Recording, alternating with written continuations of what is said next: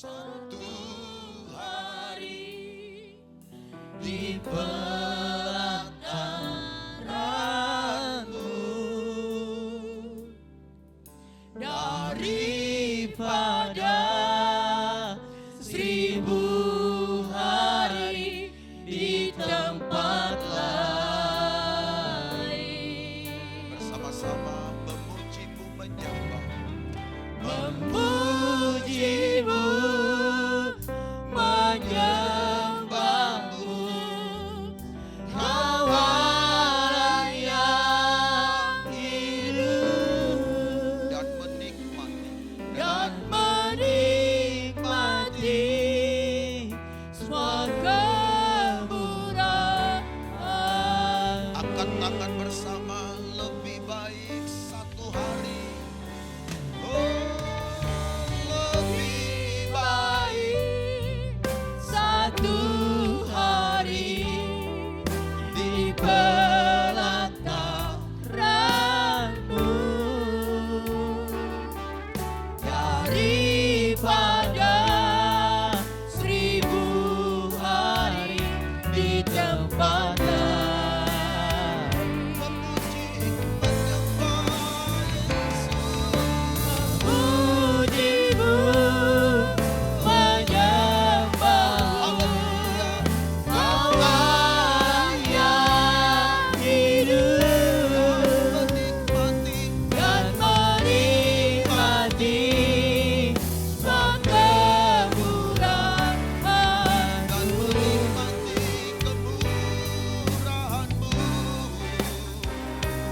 Dan menikmati semua kemurahan. Sekali lagi bersama-sama, dan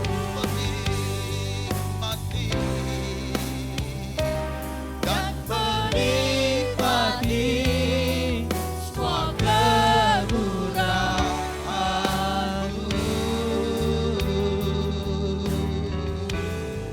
Kita berikan tepuk tangan yang baik bagi Yesus. Haleluya. Terima kasih Tuhan. Kami beri hormat serta puji bagi nama-Mu ya Bapa. Segala peninggian dan pengagungan bagi Tuhan semesta alam.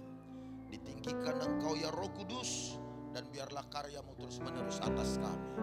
Bagi Tuhan segala hormat, segala puji dan kemuliaan dalam nama Yesus. Setiap kita yang siap mendengarkan firman bersama berkata amin. Amin. Sekali lagi tepuk tangan bagi Tuhan Yesus. Silakan duduk ibu bapak sekalian. Haleluya. Silakan duduk semua. Bang boleh bantu bang sebentar bang. Siap bang. Boleh bantu geser monitor ini sedikit ke kiri, ke kanan maksud saya. Monitornya ke kanan, geser sini dikit. Oke, lagi. Yes. Ini dikit bang, bantu geser monitor dikit sini.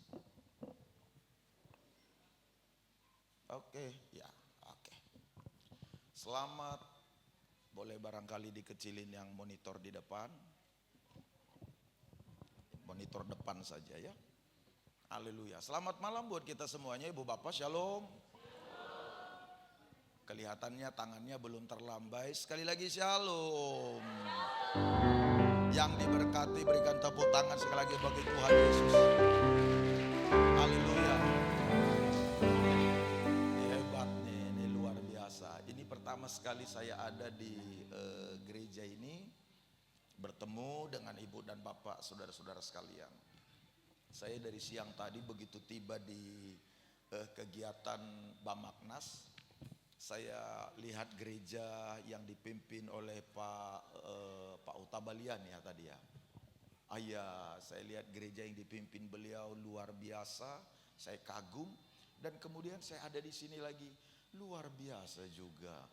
Ini menjelaskan orang-orang percaya atau anak-anak Tuhan yang ada di daerah sini, yang ada di sekitar sini, semuanya benar-benar luar biasa diberkati Tuhan. Siapa dulu pembinanya? Barangkali begitu kali ya. Tepuk tangan dulu untuk Tuhan Yesus yang hebat, yang keren, luar biasa.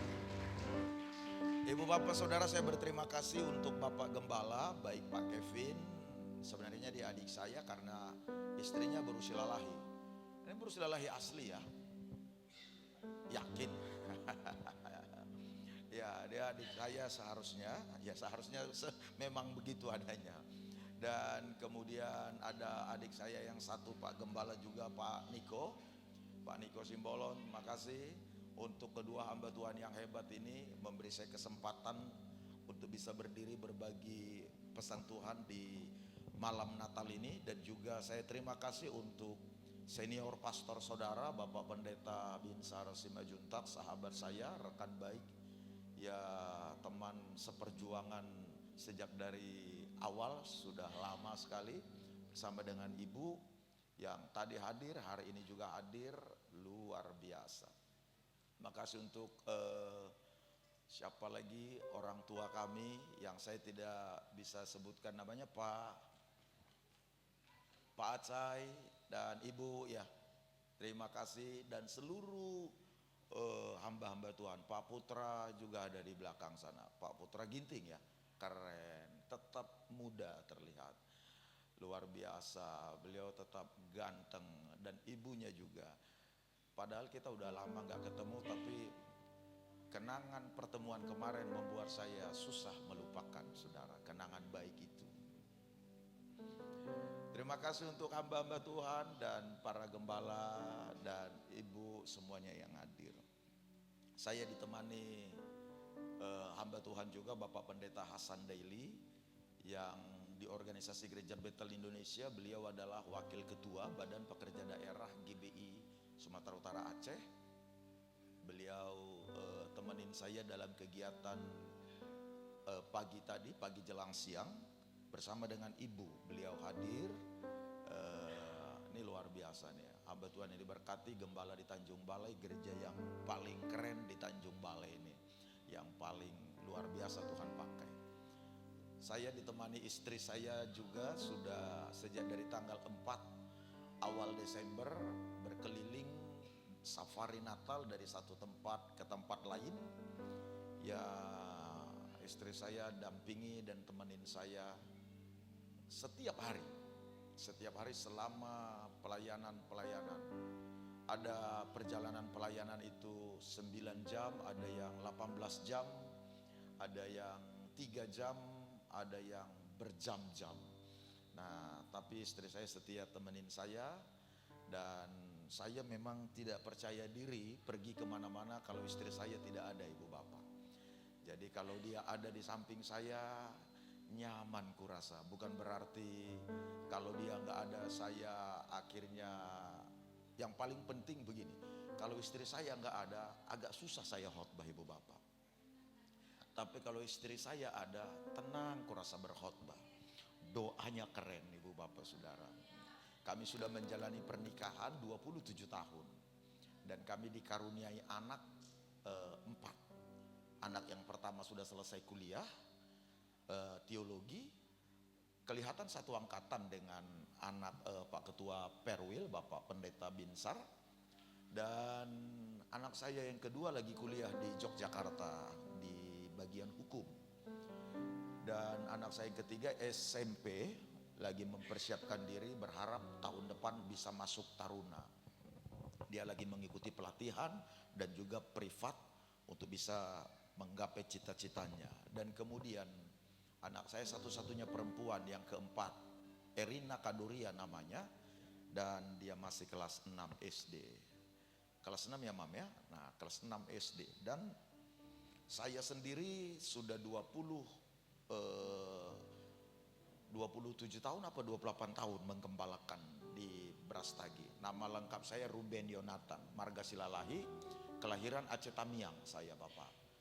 Persis daerah yang sekarang lagi tergenang banjir pada saat musibah bencana alam di Aceh Tamiang, Kuala Simpang. Itu tempat saya bermain, tempat saya nongkrong. Nah, di sekitar situ saya tinggal. Tapi saya besar dan bertumbuh di Brastagi, tidak lama di Aceh Tamiang. Lalu saya tinggal di Brastagi. Saya bertobat terima Yesus di Brastagi. Tadi ada Ibu Beru Sitinjak ya? Beru Aritonang ya. Ibu Beru Aritonang, dia ternyata satu gembala dengan saya dulu. Saya tahun 94 digembalakan di salah satu gereja di Brastagi. Saya terima Yesus di sana, GSJA namanya. Saya terima Yesus di situ beberapa bulan, saya digembalakan, saya dilayani, lalu dari situlah saya masuk sekolah penginjil. Setelah 2 tahun sekolah penginjil, saya lanjut sekolah teologi di Medan, di yayasan atau di lembaga pendidikan yang sama. Nah, saya disapa sama ibu itu tadi, kalau dia ternyata tahun 95-96 ada di sana, saya 94. Saya 94 di gereja yang sama, nah dari situ saya masuk teologi. Itu perkenalan singkat ibu dan bapak sekalian. Saya akan berbagi kepada kita firman Allah yang sekaligus mengupas apa yang menjadi tema pembahasan pada hari ini. Bang, boleh sembari diiringin ya Bang ya. Nah, ibu bapak saudara-saudara, bicara mengenai Allah hadir untuk menyelamatkan keluarga, kita baca dulu ayat Alkitabnya dari kitab Injil Matius pasal 1 ayat 21 sampai dengan ayat 24. Mohon dibantu PowerPoint saya boleh muncul nantinya setelah pembacaan ayat Alkitab ini. Jadi kita baca lebih dahulu Matius pasal 1 ayat 21 sampai dengan ayat 24. Baru nanti kemudian kita masuk pada pokok pembahasannya. Kalau saudara membawa Alkitab boleh memberi perhatian pada Alkitab, baik kitab digital atau kitab elektronik saudara. Kalau saudara bawa kitab manual, itu juga jauh lebih baik. Matius pasal 1 ayat 21 sampai dengan ayat 24. Ayat 21. Mari kita baca dalam hitungan ketiga. 1, 2, 3. Iya. Ia akan melahirkan anak laki-laki dan engkau akan menamakan dia Yesus, karena dialah yang akan menyelamatkan umatnya dari dosa mereka. 22. Hal itu terjadi supaya genaplah yang difirmankan Tuhan oleh Nabi. Sesungguhnya anak darah itu akan mengandung dan melahirkan seorang anak laki-laki. Dan mereka akan menamakan dia Immanuel, yang berarti Allah menyertai kita. 24. Sesudah bangun dari tidurnya, Yusuf berbuat seperti yang diperintahkan malaikat Tuhan itu kepadanya. Ia mengambil Maria sebagai istrinya, katakan amin.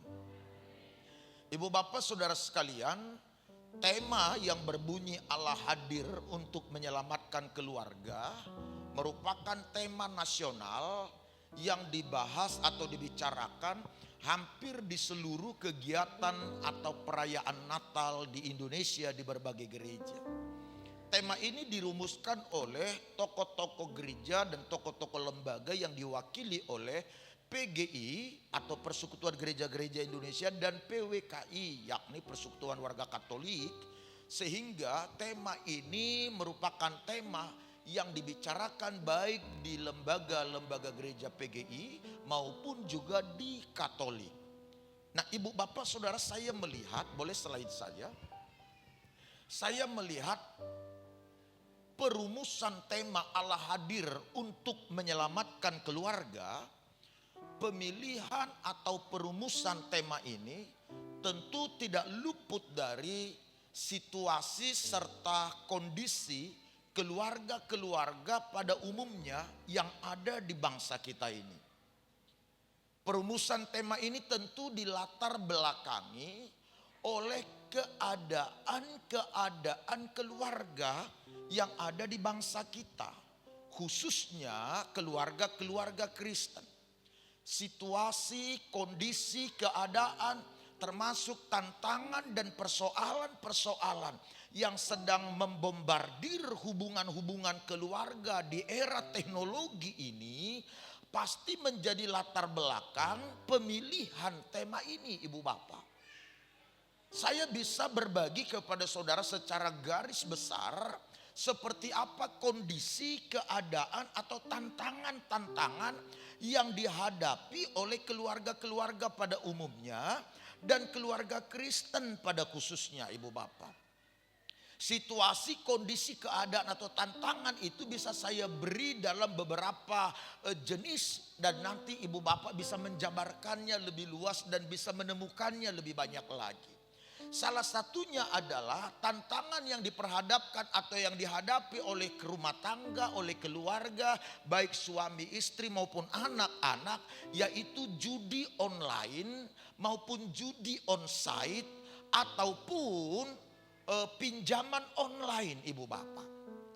Tidak sedikit anak-anak Tuhan, apakah itu suami atau itu istri ataupun anak-anak, yang terbelenggu atau terlibat dengan apa yang disebut judi online. Demikian pula dengan pinjaman online, ibu bapak. Ada 1-2 orang yang pernah saya layani dalam pergumulan anaknya terlibat judi online. Mulai dari nominal kecil sampai dengan terbesar. Anak ini diberangkatkan kuliah di Pulau Jawa dan orang tuanya adalah hamba Tuhan. Tetapi ibu bapak dengan tulus orang tuanya memberi support, mendoakan. Ternyata si anak yang sejak di rumah tinggal bersama dengan orang tua dikenal dengan anak yang baik, pendiam. Tapi setelah kuliah di Pulau Jawa, kuliah di luar, anak ini terlibat dengan pergaulan-pergaulan yang kemudian membawa dia terjerumus kepada kegiatan-kegiatan judi online dan lain sebagainya. Awalnya dia harus membayar utang 30 juta rupiah. Dia bicara pada orang tuanya, lalu orang tuanya bantu. Tidak lama kemudian setelah masalah itu selesai, rupanya di kampus-kampus itu ibu bapak ada saja orang-orang yang merupakan agen-agen barangkali atau apapun namanya, lalu mengamati dan melihat dan kemudian melakukan pendekatan pada warga kampus atau mahasiswa-mahasiswi, mana di antara mereka yang bisa diajak untuk ikut di permainan-permainan yang mereka promosikan. Dan tanpa sadar itu ternyata permainan yang disebut dengan judi online. Akhirnya anak ini setelah masalah 30 juta kemudian meningkat jadi 60 juta. Orang tuanya mulai panik bagaimana harus mencari duit karena orang tuanya bukan orang berada. Lalu kemudian dengan pinjam sana pinjam sini 60 juta itu diselesaikan. Entah bagaimana di luar sana anak ini terlibat lagi ibu bapak. Kali ini lebih besar, ratusan juta. Sampai orang tua bingung, sudah tidak tahu lagi bagaimana dan nangis-nangis apakah dia akan depresi, stres. Ini adalah gambaran dari yang saya sampaikan tadi, bagaimana judi online atau pinjaman online merupakan tantangan yang menggempur atau membombardir keluarga-keluarga termasuk keluarga Kristen. Tidak peduli dia pejabat kah, dia ASN kah, dia TNI, Polri kah, ada banyak yang terlibat dengan permainan ini ibu bapak. Sehingga menyebabkan terjadinya persoalan-persoalan di rumah tangga atau di keluarga mereka. Kesenjangan hubungan akibat aktivitas yang namanya judi online, termasuk judi onsite dan juga pinjaman online. Apalagi KTP sekarang beredar di mana-mana dan orang bisa klik nomor induk KTP kita dan kemudian bisa dapat nomor handphone kita, lalu menawarkan pinjaman-pinjaman, pinjaman 1 juta, pinjaman 1,5 juta tanpa bunga, pinjaman 3 juta tanpa syarat, tanpa ribet dan lain sebagainya. Dan orang-orang bisa tergiur dengan mudah karena tidak menyita waktu, tidak menyita tidak membutuhkan agunan dan lain sebagainya, hanya dengan isi klik lalu kemudian pinjaman dapat. Tapi ini bisa membahayakan. Saya punya teman juga beberapa orang para pemimpin yang terlibat dengan pinjaman online, akhirnya harus kabur meninggalkan pelayanan. Tidak lagi berdiri, tidak lagi bisa menyelesaikan pinjaman-pinjaman itu ibu bapak. Karena pinjaman ini terus membelenggu, terus bertambah, terus bertambah.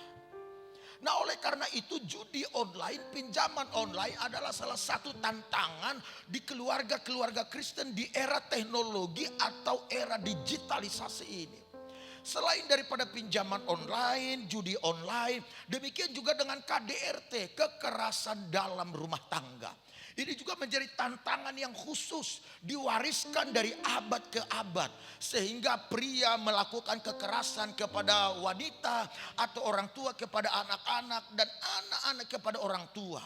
Baru saja beberapa hari lalu kita digemparkan dengan berita anak usia 12 tahun membunuh ibunya dengan 20 tusukan. Bagaimana ini bisa terjadi padahal mereka adalah keluarga yang dikenal baik-baik saja selama ini. Tontonan-tontonan, tayangan-tayangan yang ada di internet, yang ada di handphone, yang ada di website, di mana-mana, tantangan, siaran, tayangan-tayangan, ini semuanya mempengaruhi para para members atau orang-orang percaya termasuk, sehingga tayangan-tayangan dan siaran-siaran yang ada di sosial media, yang ada di internet, ini juga menjadi tantangan yang khusus. Di mana siaran-siaran yang ditayangkan adalah siaran-siaran yang tidak memperlihatkan rasa hormat pada hubungan-hubungan keluarga.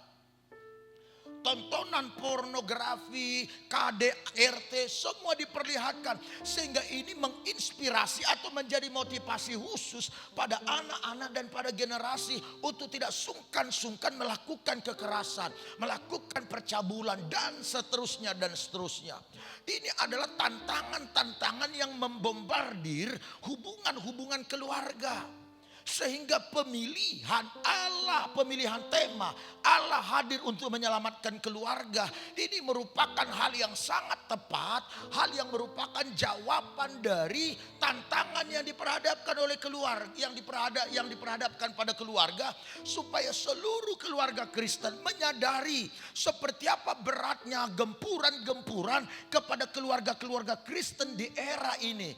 Jauh lebih berat dari era atau abad sebelumnya, Ibu Bapak. Abad-abad yang lampau, tantangan pada keluarga tetap ada dan tidak bisa dianggap ringan. Tapi saya mau beritahu, tantangan di era ini jauh lebih kompleksitas, jauh lebih kompleks, Ibu Bapak. Dari semua sisi, semua lini kehidupan, tantangan ini datang, tekanan ini datang, menggempur keluarga-keluarga Kristen. Belum lagi kesenjangan finansial atau kesenjangan keuangan. Keluarga yang merasa finansialnya jauh lebih baik, akhirnya merasa dirinya yang harus didengar misalnya. Lalu ada pula anggota keluarga yang tidak punya finansial baik, tidak lagi mau bergabung di keluarga, sehingga merasa minder dan lain sebagainya. Keluarga merasa mengabaikan dan seterusnya. Kesenjangan finansial, sulitnya ekonomi juga merupakan tantangan tersendiri. Ini akhirnya membuat keluarga cekcok, ribut karena finansial yang tidak berkembang, tidak bertumbuh, bisnis yang tidak maju. Siapa pernah bisa membayangkan bahwa Ramayana akan mengalami goncangan dan tutup? Siapa pernah membayangkan atau menyangka Mall Olimpia yang ada di Medan, di mana dari berbagai provinsi datang belanja ke sana, sekarang tempat itu sepi seperti nyanyian malam kudus sunyi senyap. Ini tantangan yang diperhadapkan pada usaha, pada finansial, pada bisnis, pada pekerjaan. Oleh sebab itu, Ibu Bapak Saudara, para pimpinan-pimpinan kita dalam pimpinan Roh Kudus tentunya, mereka melihat tekanan atau gempuran pada keluarga ini harus dipahami oleh orang-orang percaya. Itu sebabnya dirumuskanlah tema Allah hadir untuk menyelamatkan keluarga. Supaya tantangan yang ada, tekanan persoalan yang ada tidak membuat keluarga kita makin kacau balau. Tidak menyebabkan keluarga kita makin terpecah. Tidak menyebabkan keluarga kita mengalami krisis hubungan, krisis kasih, krisis cinta. Tidak menyebabkan keluarga kita terhilang atau binasa hanya karena tekanan tantangan yang ada. Saya melihat Ibu Bapak sekalian, di samping memberitahukan kepada kita keprihatinan mengenai tantangan dan gempuran yang begitu hebat yang terjadi pada keluarga, tema ini Allah hadir untuk menyelamatkan keluarga, sekaligus mengingatkan kita semua umat Tuhan dan memanggil kita sekalian supaya kita memperhatikan keluarga kita, supaya kita peduli pada keluarga kita, supaya kita hadir secara secara nyata memperlihatkan kasih kita, cinta kita pada keluarga sebagaimana yang diteladankan oleh Kristus, oleh Allah yang Maha Hadir itu. Apa yang diteladankan oleh Allah dalam peristiwa Natal dalam rangka menyelamatkan keluarga, menyelamatkan umat manusia dari dosa. Allah tidak hanya mengemukakan atau mengumandangkan dari sorga bahwa Dia mengasihi umat manusia. Dia tidak hanya berkata bahwa Dia peduli kepada umat manusia. Kata-kata Dia mengasihi umat manusia, Dia peduli pada manusia berdosa, itu sekarang diperlihatkannya dalam tindakan nyata. Dia datang ke dalam dunia, lahir melalui rahim seorang wanita, tinggal dan dibesarkan di tengah-tengah keluarga lahiriah, memiliki hubungan saudara-saudari lahiriah, bekerja, beraktivitas, dibimbing, dididik. Ini semuanya adalah bentuk kasih Allah yang nyata kepada umat manusia. Dia tidak hanya bicara aku mengasihimu, tapi kasihnya itu dia lakukan atau dia tindak lanjuti dengan kehadirannya yang real, yang bisa dilihat, yang bisa dialami, dan yang bisa dirasakan. Bukan hanya lahir di kandang domba, tapi dia juga mati bagi manusia berdosa untuk meyakinkan kita semua bahwa kasihnya kepada kita benar-benar real adanya, benar-benar nyata adanya. Karena itu ibu bapak kita diminta melalui tema ini supaya memperlihatkan kepedulian kita secara nyata, supaya memperlihatkan kehadiran kasih kita secara nyata. Tidak lagi hanya sekedar kita bawa dalam doa dengan berkata Bapa kasihi keluargaku, bela keluargaku, aku mengasihi mereka. Allah pengen kasih yang kita utarakan dalam doa itu kita perlihatkan dalam tindakan nyata. Yang paham katakan amin. Yang paham katakan amin. Karena itu saatnya kasih dan cinta kita pada keluarga tidak lagi hanya ada di dalam ruang doa, harus dalam tindakan nyata. Tepuk tangan bagi Tuhan Yesus. Ibu bapak, kenapa Allah hadir menyelamatkan keluarga? Bahkan Dia memperlihatkan tindakan-tindakan real, baik dalam kasih, baik juga di dalam cinta, dalam kepedulian. Melalui hadirnya secara lahiriah, Dia tampak dalam diri manusia, rupa dan daging manusia. Ini adalah bentuk nyata dari kasih Allah pada kita. Kenapa Dia menyelamatkan keluarga? Kenapa Allah hadir bukan menyelamatkan satu bangsa? Kenapa Allah hadir bukan menyelamatkan satu negara? Allah hadir menyelamatkan satu keluarga. Saya ingin membawa kita sekalian melihat seperti apa keluarga dalam pandangan Allah. Sehingga temanya Allah hadir menyelamatkan keluarga. Seperti apa keluarga dalam pandangan Allah? Kalau saudara paham seperti apa keluarga dalam pandangan Allah, maka saudara akan makin mencintai keluarga saudara. Saudara akan makin sungguh-sungguh peduli pada keluarga saudara. Saudara tidak akan pernah mengabaikan lagi bahkan satu anggota keluarga sekalipun. Kalau saudara paham seperti apa pandangan Allah pada keluarga. Ini yang saya mau bagi pada kita lewat pengulasan tema ini. Seperti apa pandangan Allah mengenai keluarga. Sehingga Allah hadir dan meminta kita semuanya untuk hadir secara real menyelamatkan keluarga. Yang pertama ibu bapak, pandangan Allah terhadap keluarga ialah keluarga adalah pusat rencana Tuhan. Perhatikan sekali lagi, keluarga adalah pusat rencana Tuhan. Haleluya. Mari kita perhatikan apa yang dicatat dalam Injil Matius pasal 1 ayat 18.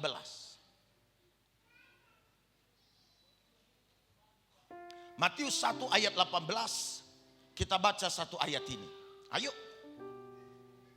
Ayat 18. Hitungan ketiga kita baca ya bersama-sama. 1, 2, 3. Ya. Kelahiran Yesus Kristus adalah seperti berikut. Pada waktu Maria ibunya bertunangan dengan Yusuf, ternyata ia mengandung dari Roh Kudus sebelum mereka hidup sebagai suami istri. Perhatikan ibu bapak. Kelahiran Yesus Kristus sebagai berikut. Sebelum Maria mengandung ternyata mereka bertunangan. Ayat ini menggambarkan sekaligus memberi penjelasan kepada kita sebelum Allah memulai proses penyelamatan atas umat manusia dari dosa-dosa yang membinasakan.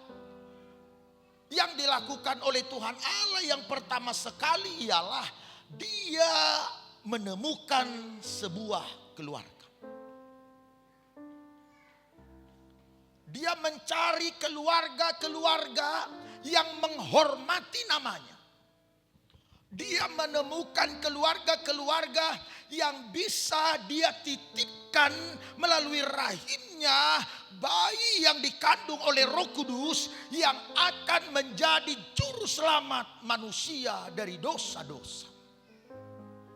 Dan Alkitab yang kita baca melaporkan keluarga yang dia temukan yang menghormati namanya itu adalah keluarga Yusuf dan Maria. Dari sinilah segalanya bermula, Ibu Bapak. Dari keluarga ini. Dari keluarga Yusuf dan Maria inilah proses penyelamatan atas dosa umat manusia berawal. Prosesnya Roh Kudus masuk dalam rahim Maria. Lalu membuat Maria mengandung bayi ajaib Roh Kudus. 9 bulan kemudian bayi ini terlahir dalam berupa daging. Dan kemudian bertumbuh besar. Dibimbing, diasuh, diarahkan, dijaga. Diajarin oleh ayah dan ibu lahiriahnya Yesus Kristus. Yakni Yusuf dan Maria. Supaya dengan demikian bayi Yesus Kristus ini bisa mengerti rencana Allah, tujuan Allah. Dan menggenapi rencana tersebut.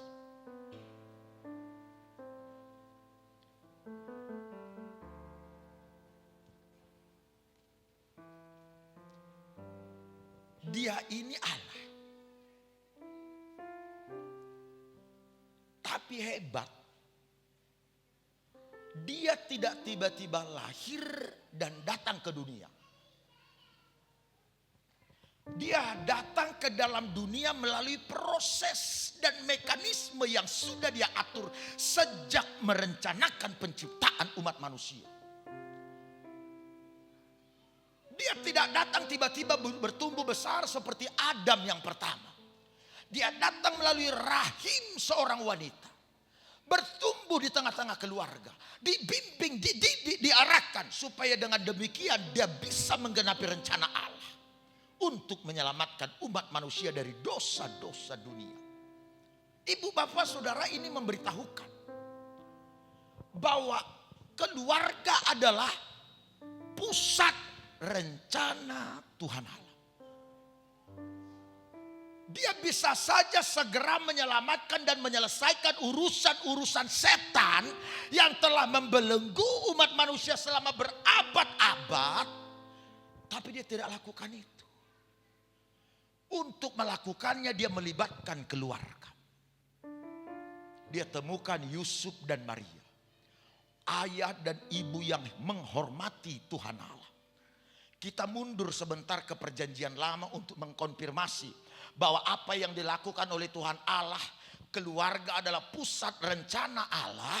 Kita mundur untuk membandingkannya di era perjanjian lama. Sebelum sebuah lembaga atau sebuah suku, sebuah kaum, sebuah bangsa, sebuah negara ada, jauh sebelum itu keluarga terlebih dahulu yang dibangun Allah.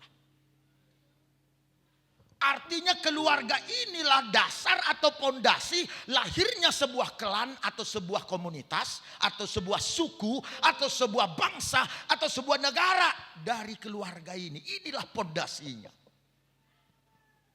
Sebuah bangsa tidak berdiri sendiri. Sebuah masyarakat tidak berdiri sendiri. Sebuah gereja tidak berdiri sendiri. Sebuah suku tidak berdiri sendiri. Semua bersumber atau berasal dari satu keluarga. Yakni keluarga Adam dan Hawa. Sekarang jelas keluarga adalah pusat rencana Allah. Dalam dia menetapkan sebuah bangsa yang disebut bangsa pilihannya. Yakni Israel. Juga melalui sebuah keluarga. Keturunan Abraham. Dari keluarga Abraham. Turun kepada Ishak, turun kepada Yakub. Inilah keluarga. Saya kasih lagi pembanding berikut. Ibu bapak sering membaca atau mendengar. Bangsa Israel itu ditawan, dijajah, diperbudak diperbudak baik oleh bangsa Filistin, oleh bangsa Mesir, bahkan oleh bangsa-bangsa lain yang tidak mengenal Allah. Kita ambil bagaimana bangsa Mesir memperbudak bangsa Israel 400 tahun lamanya. Kemudian bangsa ini dalam kitab Keluaran dilaporkan, bangsa ini mengerang, berdoa, berseru mengenai sakitnya persoalan dan beban yang mereka hadapi karena diperbudak oleh bangsa Mesir. Setiap kali saudara membaca Alkitab, di mana Allah ingin menyelamatkan sebuah bangsa dari perbudakan, membebaskan sebuah bangsa dari penjajahan, melakukan mujizat, melakukan perkara-perkara hebat, selalu bermula dari keluarga. Allah menemukan keluarga Musa, ayah dan ibunya dia temukan Yohebed, lalu dititipkanlah bayi Musa melalui keluarga ini, diasuh, dibesarkan walau hanya beberapa waktu lamanya, kemudian diadopsi menjadi anak, dan melalui keluarga Yohebed inilah pembebasan atas bangsa Israel dari perbudakan Firaun terlaksana. Artinya Allah menjawab doa mereka yang mengerang melalui keluarga. Demikian seterusnya, demikian seterusnya. Ini menjelaskan sekali lagi kepada kita supaya kita paham benar, kuat betul dalam pemahaman yang benar bahwa keluarga adalah pusat rencana Allah. Sekarang begini, kalau kita memahami bahwa keluarga adalah pusat rencana Allah, jangan salah ibu bapak. Semua anak yang lahir di keluarga saudara, di rumah tangga saudara, siapapun dia, bagaimanapun dia, mereka adalah orang yang Tuhan taruh di dalamnya rencana untuk sebuah pergerakan di masa depan. Dan yang Tuhan tahu saudara sebagai orang tuanya mampu membimbing, mendidik dan mengarahkan anak ini untuk menggenapi rencana Allah yang Allah taruh melalui anak tersebut atau dalam diri anak tersebut yang akan Allah kerjakan di masa depan untuk kebaikan banyak orang. Oleh karena itu menjengkelkan seperti apapun anak itu bu, pak, menyebalkan seperti apapun anak itu, bahkan barangkali nakal seperti apapun anak itu, dengar, Allah tidak membiarkan anak itu terlahir melalui rahim saudara atau dalam rumah tangga saudara tanpa punya maksud dan tujuan yang hebat ke depan untuk kebaikan banyak orang, bagi hormat, bagi kemuliaan nama Tuhan Allah.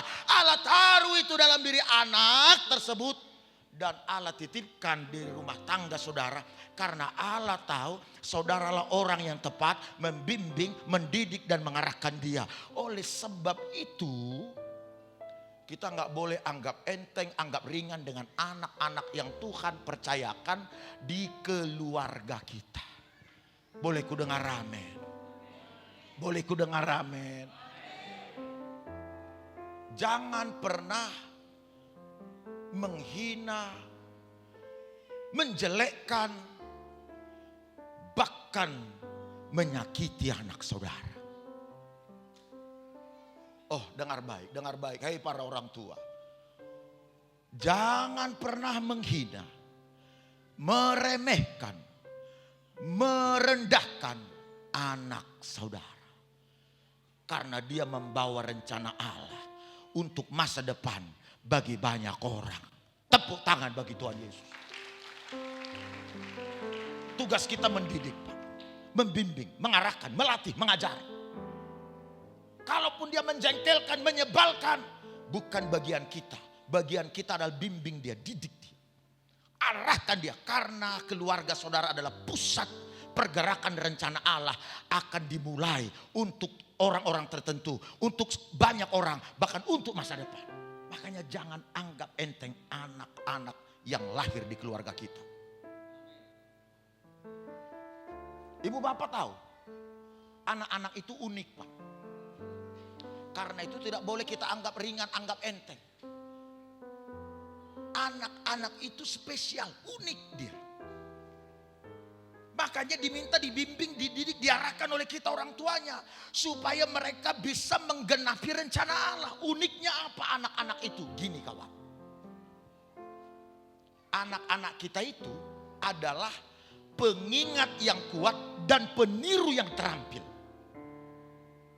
dia lama mengingat apa yang diperlakukan kepada dia atau bagaimana dia perlakukan. Dia mudah meniru apa yang dilakukan orang tuanya dan bagaimana orang tuanya hidup. Dia mengingat, meniru dengan sangat kuat. Kalau anak ini tidak dibimbing, tidak diarahkan, dia tidak akan menjadi manusia sebagaimana Allah menginginkan. Tidak akan menjadi manusia sebagaimana Allah rencanakan. Beda dengan hewan atau binatang lainnya. Beda Bapak Ibu. Bedanya begini. Kalau hewan, burung misalnya. Di sini burung apa namanya? Ambaroba, ada. Tekukur, apa ya? Pune. Entah burung apalah, burung gereja lah supaya lebih rohani. Oke. Coba lihat Ibu Bapak, burung begitu menetas telurnya tidak perlu dilatih terbang, tidak perlu dimasukkan ke TK, tidak perlu diantar privat, burung ini bisa terbang. Tidak perlu dia disekolahkan untuk bisa menjadi burung sejati. Begitu dia menetas, dia bisa menjadi burung. Seekor anjing Pak, tidak harus dilatih untuk menggonggong bagaimana gonggongan yang merdu. Begitu seekor anjing lahir, dia bisa menggonggong dan bisa menjadi anjing. Alai anggojolma. Tapi kalau manusia, kalau dia tidak dibimbing, tidak diarahkan, tidak dididik, dia bisa menjadi Tarzan. Kenapa film Tarzan itu ada? Itu gambaran manusia kalau tidak dididik, maka dia akan meniru apa yang dilihatnya dan akan mengingat apa yang diperlihatkan oleh sekitarnya dan akan jadi seperti itu dia. Anak pendeta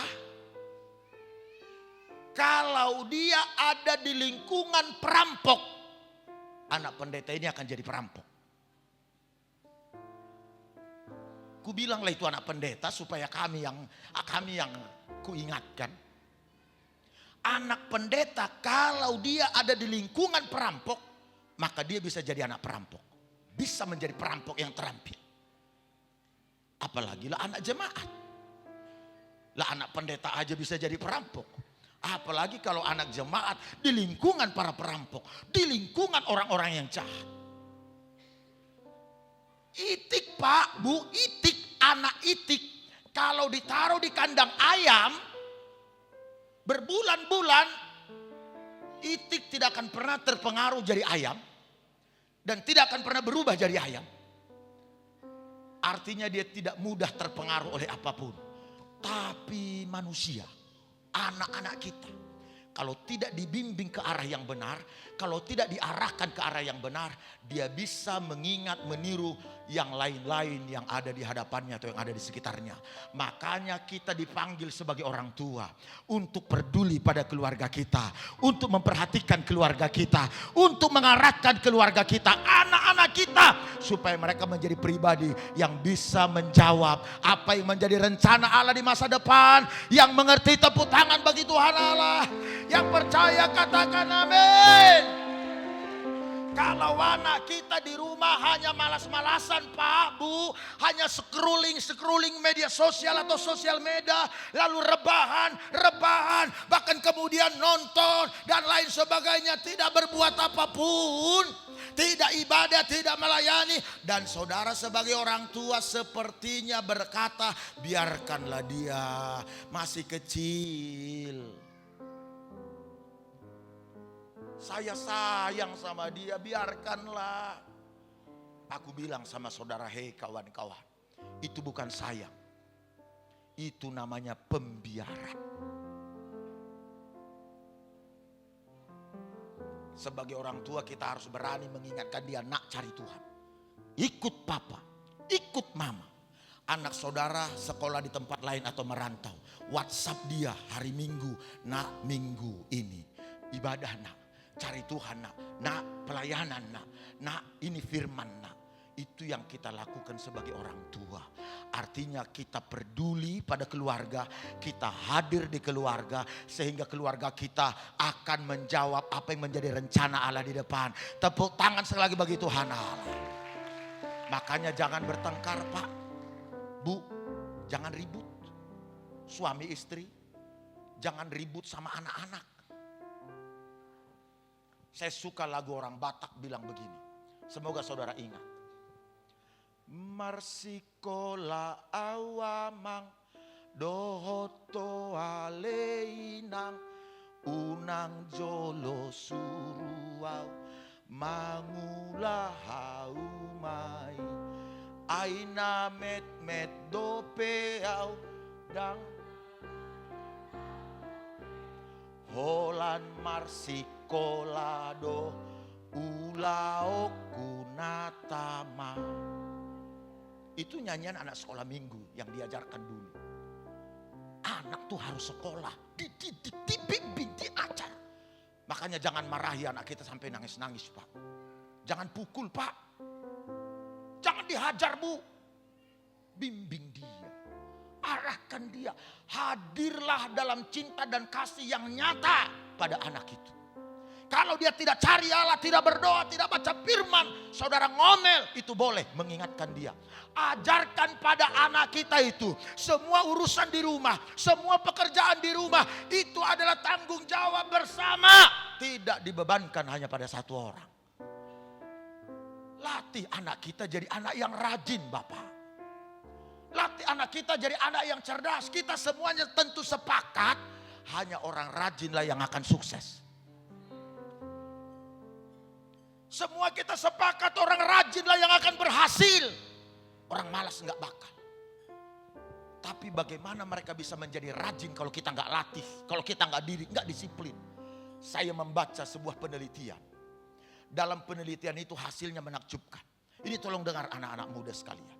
Dalam penelitian itu, ini adalah penelitian Harvard University. Penelitiannya kepada 10.000 anak-anak. Tujuan penelitian itu mencari tahu hubungan kerja di rumah, dilatih di rumah bekerja dengan keberhasilan di masa depan, dengan percaya diri, dengan bahagia, dengan mandiri di masa depan. Adakah hubungannya? Dilatih disiplin kerja di rumah dengan rajin, dengan keberhasilan di masa depan. Hasilnya mengagetkan. Orang yang dilatih bekerja di rumah, anak yang dilatih disiplin di rumah, jauh lebih berpeluang percaya diri, lebih berbahagia di masa depan, lebih mandiri, dan jauh lebih berpeluang sukses dibanding anak yang tidak pernah dilatih apapun di rumah. Makanya bimbing, didik, dan arahkan anak-anak kita. Hei anak-anak gadis, anak-anak muda, berikan dirimu dibimbing dan diarahkan, dilatih oleh orang tua. Tahu, ibu bapak, kenapa Yusuf bisa berhasil? Bapak, ibu, anak-anak muda sekalian, tolong dengar, kenapa Yusuf bisa berhasil? Alkitab memberitahu, Kejadian pasal 37. Yusuf ini ternyata setiap kali dia bertemu abang-abangnya di tempat penggembalaan kambing domba, abang-abangnya ini memang jahat, memang nakal, koruptor, penjahat, penipu, pendusta. Itu rupanya abang-abangnya. Setiap kali Yusuf datang ke lapangan, menjenguk mereka, mengantar mereka, abang-abangnya selalu mengajak, ayolah kita, adek sini dong, kita potong ini, kita bakar-bakar, kita makan-makan. Nanti laporkan kepada papa bahwa ada serigala yang memangsa. Jadi gak masalah kok, kita potong aja. Ada lagi abangnya yang bilang, ini kita jual sekian, uangnya kita bagi-bagi. Lalu kita beritahu dan kita laporkan pada papa bahwa ada singa yang memangsa berbondong-bondong. Gak apa-apa lah, ayo. Yusuf begitu pulang ketemu ayahnya, dia lapor kejahatan mereka. Oh, dia lapor kepada ayahnya. Dan laporannya itulah salah satu sumber kenapa saudara-saudaranya benci dan kemudian melempar dia ke dalam sumur dan menjualnya ke rumah Potifar. Di rumah Potifar, Pak, Bu, tolong dengar. Di rumah Potifar, Yusuf dijadikan budak, Yusuf dijadikan pembantu, tapi dia tetap kerja bertanggung jawab, tetap rajin, bahkan dia dapat promosi karena bisa dipercaya. Di rumah Potifar dipitnah, masuk penjara. Di penjara Yusuf tetap rajin. Di penjara Yusuf tetap berkualitas. Di penjara Yusuf tetap memperlihatkan bagaimana kepribadian Yusuf sejak dari awal tidak berubah-berubah karena keadaan dan persoalan. Tidak lama di penjara, Yusuf diambil oleh Firaun, diberikan jabatan menjadi perdana menteri di negeri Mesir, padahal dia bukan warga Mesir. Kenapa Yusuf bisa berhasil? Hei anak-anak muda dengar baik. Hei para orang tua dengar baik. Kenapa Yusuf dipromosi? Karena dia dididik oleh orang tuanya dari rumah sejak dari kecil. Di rumah dia diajari orang tuanya tidak korupsi. Diajari orang tuanya tidak pemalas. Diajari orang tuanya tidak penipu. Diajari orang tuanya tidak jahat. Diajari orang tuanya takut akan Allah. Sehingga di masa depan Yusuf tetap jadi orang yang jujur. Yusuf tetap jadi orang yang menghormati Allah. Maka promosi terbuka bagi dia. Pada waktunya di masa depan, Yusuf menjawab rencana Allah untuk menyelamatkan dan memelihara satu bangsa, yakni bangsa Israel. Tepuk tangan bagi Tuhan Allah. Yang mengerti katakan amin. Sekali lagi yang mengerti katakan amin. Itulah yang harus kita lakukan pada keluarga kita. Didik anak kita. Latih anak kita. Ajarin anak kita dari rumah.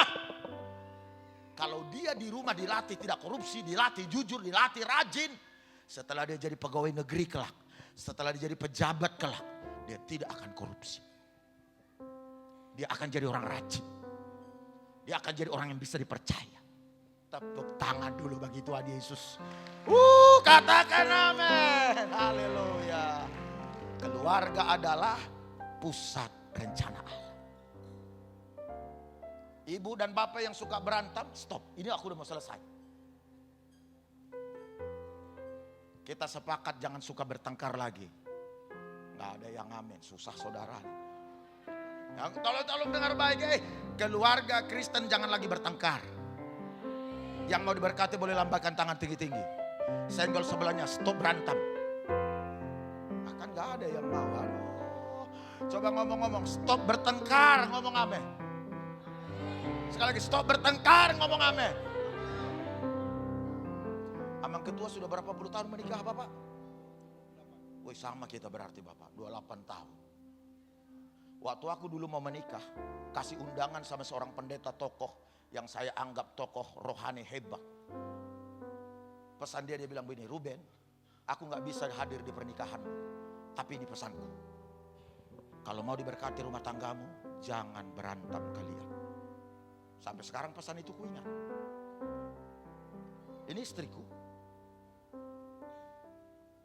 Kami bisa dihitung dengan jari tangan berapa kali kita beda pendapat. Tidak heran kalau kemudian Tuhan memberkati keluarga kami. Di rumahku Pak, tidak boleh intonasi suara naik. Manggil anak, manggil pasangan, gak boleh naik intonasi. Anak saya yang pertama namanya Edo. Edo, cukup begitu. Kalau dia gak dengar saya gak akan teriak, Edo! Gak boleh naik intonasi.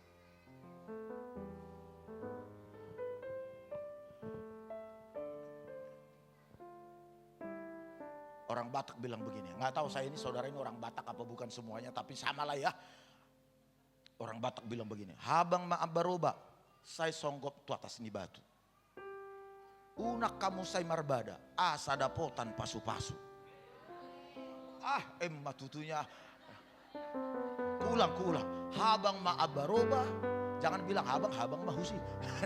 Habang maabaroba, songgop tu atas ni batu. Unang say marbada, asa terus dapota pasu-pasu. Tepuk tangan bagi Tuhan Yesus. Udah mau kututup sebenarnya. Udah selesai. Udah mau kututup. Ini selesai nih. Selesai ya Pak Gembala ya. Di belakang udah kasih kode-kode itu dua-dua. Memang mau bilang saya turun ya, berhenti ya. Oh bukan ya. Oke sabar. Berarti aman. Begini Pak. Satu waktu masih senyum Pak Hasan Deli, berarti masih ada waktu itu. Satu waktu, karena kami akan pulang. Saya akan pulang ke Brastagi Bapak Ibu. Langsung ke Brastagi. Karena besok ada pelayanan, malamnya ada lagi di Medan. Saya nyampe Brastagi akan turun lagi ke Medan. Jadi satu waktu begini, suami istri berantem Pak. Wah Bapak ini ribut, mamanya ribut. Ada sama, ini dan itu, ini dan itu. Ribut. Sering sekali mereka ini berantem. Lalu kemudian si Bapak bilang begini, kebetulan mereka silalahi Bapak ini. Istrinya ini baru pasar ibu. Jadi si Bapak bilang, "Ma, udahlah, malu kita berantem terus. Malu sama tetangga, lihat tetangga kita itu nggak pernah ribut mereka. Makanya belajar sama dia." Si istri diam, iya juga ya pikirnya. Besok pagi dia ketok rumah tetangganya itu, "Eda, di rumah Eda." "Oh iya Eda, ada apa?" "Aduh Eda, beginilah Eda. Kemarin kami ribut sama Itomu, katanya tanya sama tetangga apa rahasianya, mereka nggak pernah ribut. Itu makanya aku datang Eda, tolong kasih tahu apa sebenarnya rahasianya, kenapa kalian nggak pernah ribut." Edaku," katanya, "nggak cakapan kami."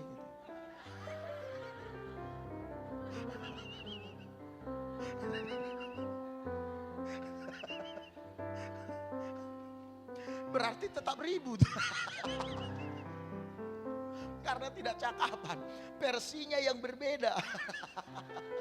Suami istri yang suka tidak cakapan, gak usah angkat tangan. Gak usah angkat tangan.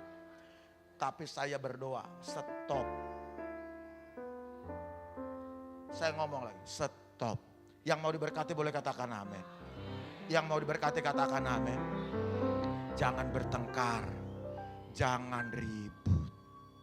Yuk kita nyanyi sama-sama.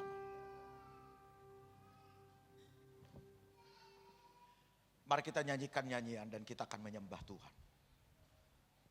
Terima kasih Roh Kudus.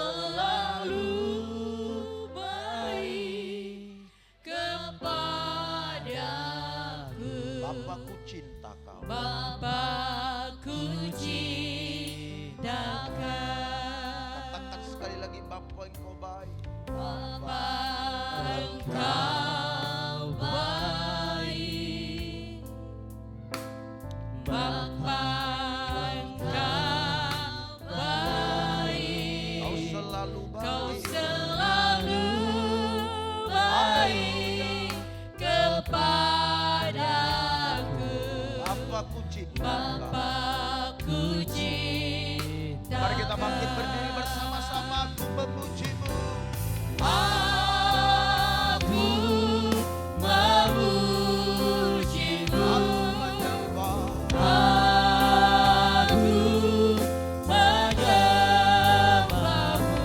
Nyanyi haleluya.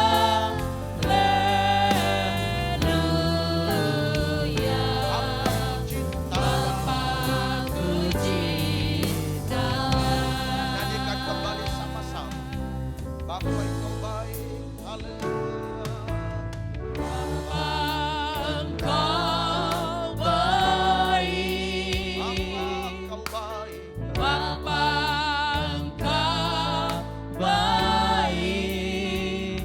Kau selalu baik kepadaku. Bapakku cinta. Angkat tangan bersama.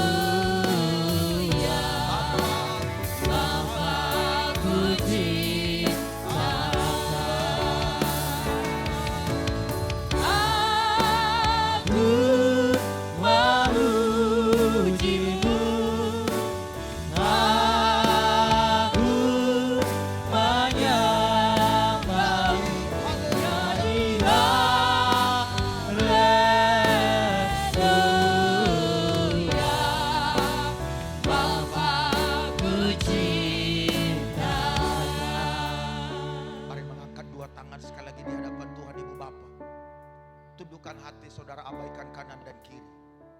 Yakin bahwa kita sedang berhadapan atau berdiri di hadapan Tuhan. Hadirat Allah melingkupi ruangan ini. Saudara yang mengetahui seperti apa perjalanan keluarga saudara. Tidak kebetulan saudara menikah dengan pasangan saudara. Dan anak-anak itu lahir di keluarga saudara. Dan tidak kebetulan saudara punya saudara-saudara seperti apa. Yang saudara harus ketahui dari firman Allah yang kita dengar. Bahwa keluarga adalah pusat rencana Allah. Arahkan anak-anak itu. Bimbing anak-anak itu. Untuk berjalan. Dan juga mengenal Tuhan. Untuk terus bertumbuh dalam pemahaman. Dalam pengertian. Terus mengenal Tuhan.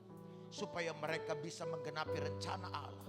Atau mereka bisa Tuhan pakai menggenapi kehendak Allah. Panggilan Allah. Untuk satu daerah, satu kota, satu tempat, satu bidang dan lain sebagainya. Untuk kebaikan banyak orang.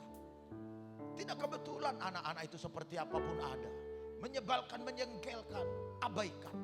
Jangan lakukan hal yang tidak baik. Arahkan mereka, doakan mereka, layani mereka, cintai mereka. Berpihaklah pada keluarga saudara mulai sekarang. Kalau selama ini saudara mengabaikannya, bahkan saudara tidak peduli dengan keluarga saudara, atau saudara mengalami rasa sakit perbuatan-perbuatan saudara di keluarga saudara, lepaskan maaf, lepaskan pengampunan.